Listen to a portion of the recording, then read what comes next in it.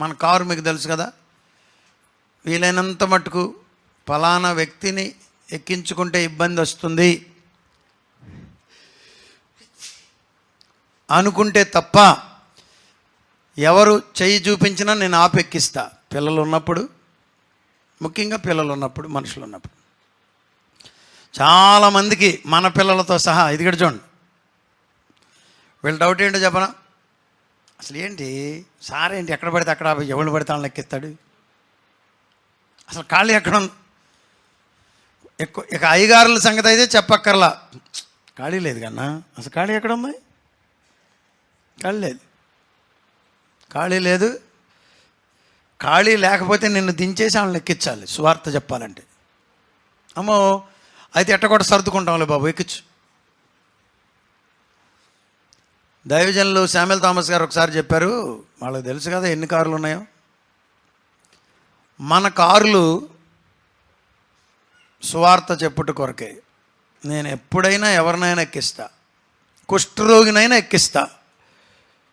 ఒకవేళ మా డాడీ ఉండి ఆయన కారులో ఉండి ఆయన అనారోగ్యంలో ఉన్నాడు కాబట్టి ఇన్ఫెక్షన్ వస్తే ఇబ్బంది కలుగుతుందేమో అనే సమస్య ఉంటే తప్ప at any cost I will get them inside. సువార్త చెప్పడానికి కదా. మన కారులో సిలువ వేలాడుతూ ఉంటుంది కదా, ప్రభువుని గురించి ఒక మాట మనం చెప్తే సరే, చెప్పకపోయినా నేను సువార్త చెప్పే అవకాశం నాకు రాకపోతే, లేకపోతే కనీసం నేను పాస్టర్నన్నా చెప్తా. ఎందుకని అది కూడా సువార్తగా. ఇప్పుడు నేను ఇక్కడ నిలబడ్డాను, ఎవరు ఆపట్లేదు. మొన్న ఒక ఆయన ఎక్కించాను, బస్సు మిస్ అయిందంట, ఎవరు ఆపట్లేదంట, అర్ధరాత్రి ఎక్కించాం. చూసారా, అసలు ఆయన నాకు చోటు ఇవ్వట్లేదు. ఆయన నేను చివరిలో చెప్పాను మాది మవ్వండి, నేను పాస్టర్ పరిశుద్ధరాజునని. అప్పుడు అని అనుకుంటాడు కదా, చాలామంది ఆపలేదు, ఎవరో ఒక సేవకుడు నన్ను ఎక్కించుకున్నాడు. ఒక విత్తనం పడదంటారా, పడుతుంది. ఎవ్రీ సిచ్యువేషన్ ప్రభు కొరకు వాడుకోవాలనేది నా ప్రార్థన. హల్లెలూయా, హల్లెలూయా. వాడతారా? యేసయ్య ఇప్పుడు ఎక్కడికి వచ్చాడో చెప్పండి, యెరూషలేమునకు వచ్చాడు. తర్వాత ఏం చదవండి. యేసు దేవాలయములో ప్రవేశించి క్రయ విక్రయాలు. ఎక్కడ? ఇప్పుడు ఇది మన క్యాంపస్. మీ అందరికీ మవ సభలకు వచ్చే వాళ్ళందరూ ఒరే యేసే జవాబు చర్చిరా ప్రాంగణం, అక్కడ చర్చి వాళ్ళు ఉన్నారు, ఆ గోడపాడు రోడ్లో ఉండే చర్చ్ అండి అంటారు ఎవరన్నా. అవునంటానే కదా అన్నాను. ఇది చర్చి. ఏదో ఒక దినాన్న ఒక 50 ఏళ్ల తర్వాత 100 ఏళ్ల తర్వాత ప్రభు రాకడ ఆలస్యం అయితే, ఒకవేళ ప్రభు మనలందరూ దేశాన్ని రక్షించడానికి లేట్ అయితే, ఒక 60 ఏళ్ళకో 70 ఏళ్ళకో ఇక్కడ ఇవన్నీ బడ్డీలు పెట్టి సిగరెట్లు అమ్మి బీడీలు అమ్మి సారాయి కొట్లో, విజయవాడలో అదేగా మరి, అక్కడికి వెళ్ళినప్పుడల్లా అది ప్రార్థన చేస్తాను. ఇంకొక చోటేమో చర్చి ప్రాంగణమే, హోటల్కి ఇచ్చారు. వాళ్ళు లోపల ఏమేమి పెట్టారో నేను మీకు చెప్పలేను. గొప్ప దైవజనరాలు అక్కడ ఉండేదట, చెమటోడ్చి కష్టపడి ప్రాంగణాలు కట్టి స్థలాలు కొని వాళ్ళు ప్రభు దగ్గరికి వెళ్ళిపోతే ఇప్పుడు ఏం జరుగుతుంది అక్కడ? అక్కడికి వచ్చాడు యేసయ్య. ఇది యెరూషలేము మందిరం.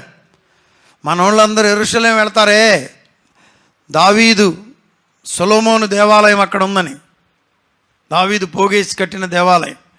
ఆ మందిరంలో యేసయ్య ఉన్న కాలములో ఏం చేస్తున్నారంట? క్రయ విక్రయాలు. కొంచెం వాక్యం అర్థమవుతుంది అనుకున్న వాళ్ళు చెయ్యి అట్ట ఊరిని చూపించండి. క్రయ విక్రయాలు అక్కడేంటి అనుకుంటున్నారా? అదేనండి, కందాకే క్రిందనున్న మంత్రి వస్తాడా?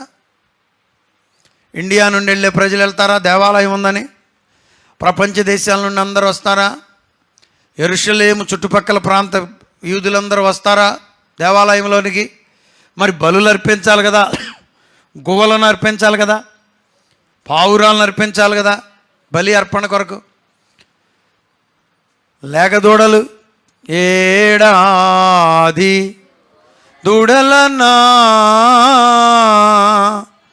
వేలాది పొట్టేళ్ళనా, పొట్టేళ్ళు అర్పిస్తారు కదా. వీళ్ళు చేరారు అక్కడ, ప్రధాన యాజకుడు వీళ్ళు చేరారు అక్కడ, అన్న కయ్యప్పలు. బాబు ఎడబట్రాయా, బట్రా ఏంటది, ఈ పావురం తెచ్చావా, దీనికేంటి మచ్చ ఉందిగా, ఈ పావురం పనికిరాదు, వదిలే, ఇది అర్పిస్తావా దేవునికి? అయ్యా పనికిరాదా? సరే మరి ఎట్లాగయ్యా అర్పించ, ఇదిగో మా దగ్గర ఉంది చూడు తెల్లని పావురం, ఇది కొనుక్కో, ఈ పావురం కొనుక్కో. వీడు అమ్మే దేవుడు, వీడు మేనలుడే, వీళ్ళని పెట్టుకున్నారు అక్కడ ఏం చేయడానికి, బిజినెస్ చేయడానికి. క్రయ, అసలు ప్రధాన యాజకుని మేనలుడే అయితే ఇంకేముంది, ఎక్కడికి వచ్చేసారు, ప్రాంగణంలోకి వచ్చారు. ఇంకెక్కడికి వచ్చారు, దేవాలయం లోపలికి చేరిపోయారంట.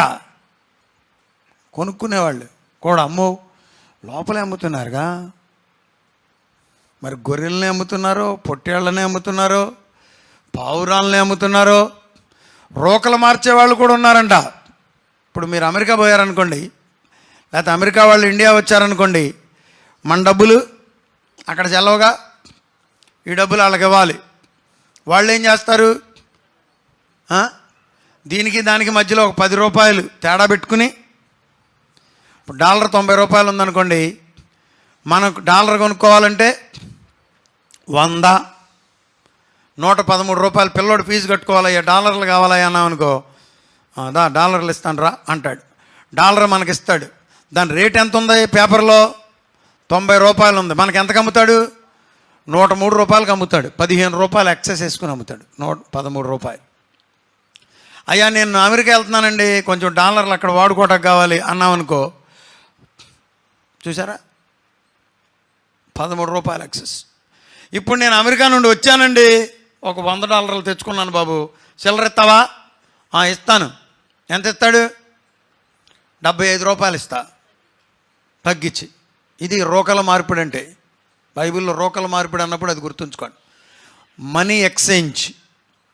మనకు అవసరం అంటేనేమో ఎక్కువ చెప్తాడు, మన డబ్బులు తీసుకుని మనకి ఇమ్మంటేనేమో తక్కువకి ఇస్తాడు. అటు 15 రూపాయలు నొక్కేస్తాడు, ఇటు 15 రూపాయలు నొక్కేస్తాడు. అంటే ఎంత లాభం, $1 మార్చినందుకు 30 రూపాయలు లాభం. ఆ పని చేస్తున్నారు వీళ్ళు. ఇక్కడ రోకలు మార్చేవాళ్ళు ఉన్నారు.